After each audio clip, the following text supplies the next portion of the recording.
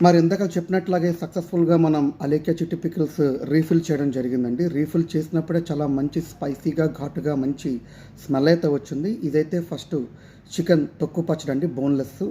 అలాగే రెండో విషయానికొస్తే మటన్ పచ్చడి బోన్‌లెస్సే. నేను చాలా స్పైసీగా గానుగ నూనెతో చేయమని చెప్పాను స్పెషల్‌గా. అండ్ మూడోది నాకు ఇష్టమైన గోదావరి రొయ్యల పచ్చడి. గోదావరి నదీ ప్రవాహక ప్రాంతాల లంక గ్రామాల్లో రొయ్యలు చాలా అత్యద్భుతంగా టేస్ట్ బావుంటుందండి. ఆ యొక్క పచ్చడి చేయమని చెప్పాను. సో, ఈ 3 పచ్చళ్ళు నేను మన దేశంలో కాకుండా దేశం కాని దేశంలో ఇండియా నుంచి, రాజమండ్రి నుంచి నేను రప్పించుకున్నాను. అందుకు అలేఖ్యకి నేను ఖచ్చితంగా థ్యాంక్ యూ చెప్పాలి.